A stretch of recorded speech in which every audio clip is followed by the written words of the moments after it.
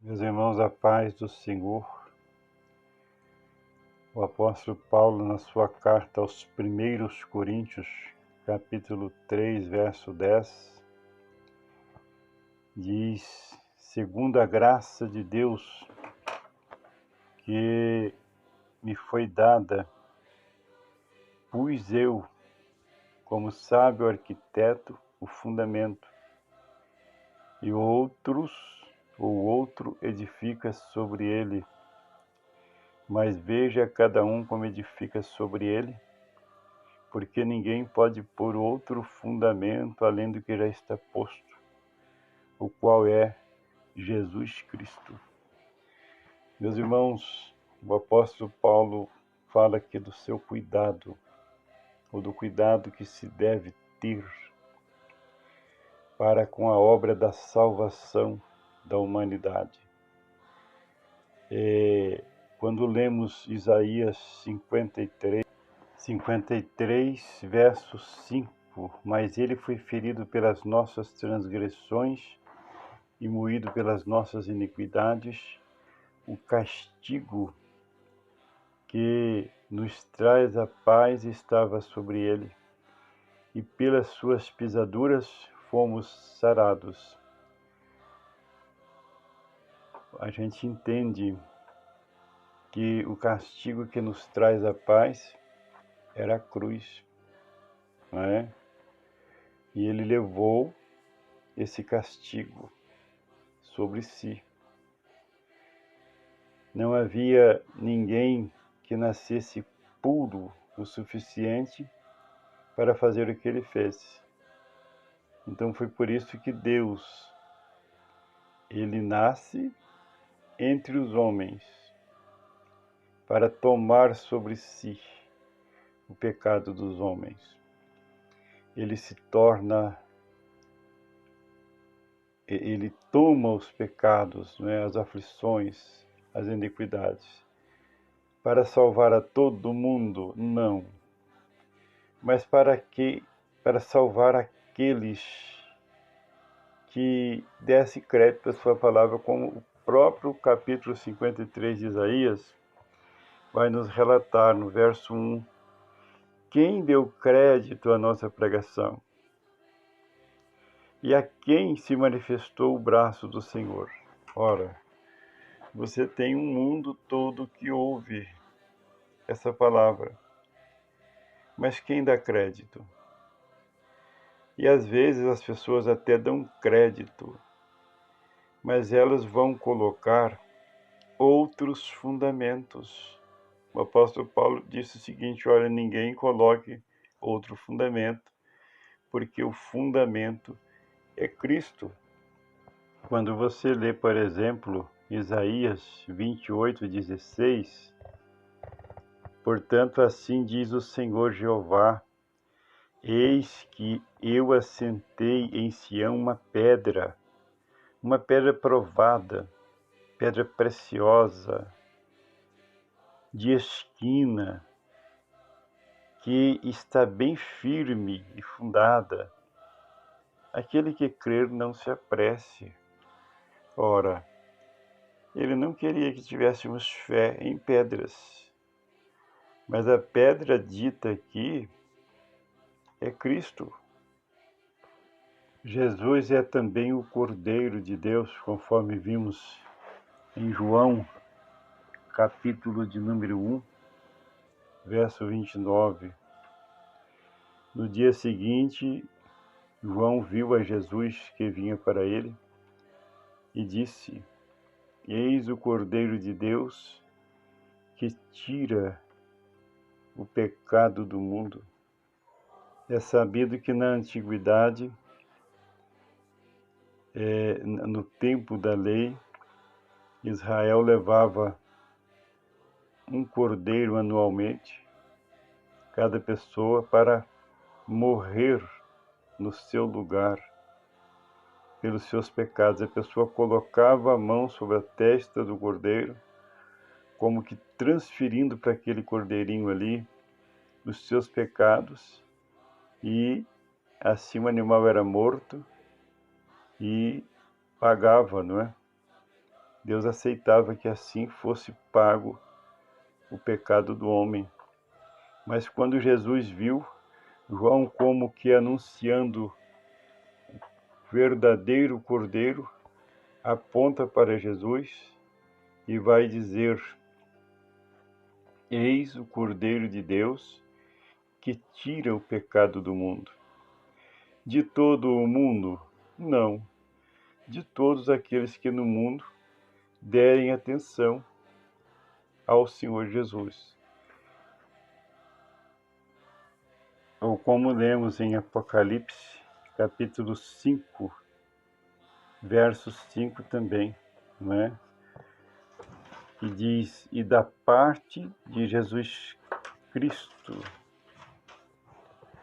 que é a fiel testemunha, o primogênito dos mortos e o príncipe dos reis da terra, aquele que nos ama e em seu sangue nos lavou dos nossos pecados. Você veja que para a roupa você usa um bom sabão para lavar, para a graxa você usa solvente, né? Mas para pecado é só o sangue de Jesus. Não se lava pecado com obras de caridade. Ainda que, comentamos em outro vídeo, as obras são necessárias para galardão, não para salvação. O apóstolo Paulo diz em aos Efésios 2:6, pela graça sois salvos, isso não é dom de vós, isso é dom de Deus, isso não vem de vós. Ou seja, a salvação não vem de nós. A salvação não virá por qualquer obra que eu faça. Mas as obras são muito importantes para o galardão, para a recompensa. Haverá a festa das recompensas, não é? E na festa das recompensas, então, o galardão. Mas o que o adversário, que é muito inteligente, ele é teólogo, não é? Conhece de Deus mais do que qualquer teólogo que existe. Ele foi colocando, incutindo na cabeça das pessoas e de estudiosos ao longo de séculos, ele foi colocando obras no lugar de Cristo, não é? Você tem hoje ramos do cristianismo que coloca as obras no lugar de Cristo, ou as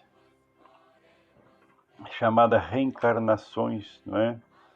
Então a pessoa é aperfeiçoada não é pelo sangue de Jesus, o pecado dela não é lavado, não é pelo sangue de Jesus, mas através de muitos nascimentos, ela vai se auto-purificando, não é? Aí, meu irmão, minha irmã, você tem a chamada obra do engano, aquilo que nós lemos lá no início deste vídeo, em 1 aos Coríntios, capítulo 3, verso 10. Segundo a graça de Deus que me foi dada, pus eu, como sábio arquiteto, o fundamento, e outro edifica sobre ele. Mas veja cada um como edifica sobre ele. Então, verso 11, porque ninguém pode pôr outro fundamento além do que está posto, o qual é Jesus Cristo. O que você teve ao longo da história foi muita gente colocando outro fundamento. Eu não quero dizer jamais que as boas obras elas são dispensadas. Pelo contrário, as obras são os frutos da fé. A fé é a flor. Ela desabrocha e fica maravilhosa. As obras são frutos, não é? Então, se eu sou bom, as boas obras vão me acompanhar. Porém, nunca achar que as boas obras vão me salvar, porque É o que é dito pelo apóstolo Paulo em aos Efésios 2, 8 e 9. Porque pela graça sois salvos por meio da fé, e isto não vem de vós, é dom de Deus. Não vem das obras, para que ninguém se glorie. Porque se viesse das obras, então teríamos de que nos gloriar. Mas isso não vem de feitura nenhuma nossa, é dom de Deus, ou seja, a salvação é algo que Deus é que tem soberania sobre ela e nos dá. Agora, por que das boas obras é preciso fazermos, não é? Apocalipse 22, 12. E eis que cedo venho, e o meu galardão está comigo, para dar a cada um segundo a sua obra. Então, a salvação ela é pela graça, ela não existe obra nenhuma, Deus não aceita obra alguma para sua salvação, a nossa salvação. Mas no dia do galardão será segundo as obras. Se a pessoa comparecer perante Deus de mãos vazias, sem obra nenhuma, é muito triste, não é? Agora, o grande problema é que as pessoas às vezes pegam as obras e colocam no lugar de Cristo. Elas, direto ou indiretamente, criam um outro fundamento. Então, você passa a ter, no caso delas, aí na visão delas, direito à vida eterna a partir do momento em que você começa a praticar tais e tais obras, não é isso? Ou a partir do momento em que você passa a nascer várias vezes, e isso vai fazer o quê? Isso vai excluir Cristo. A pessoa não precisa de Jesus nesta visão. Ela exclui o sacrifício. Para que Jesus morreu na cruz do Calvário? Paulo diz assim, para salvar os pecadores, dos quais eu sou o principal.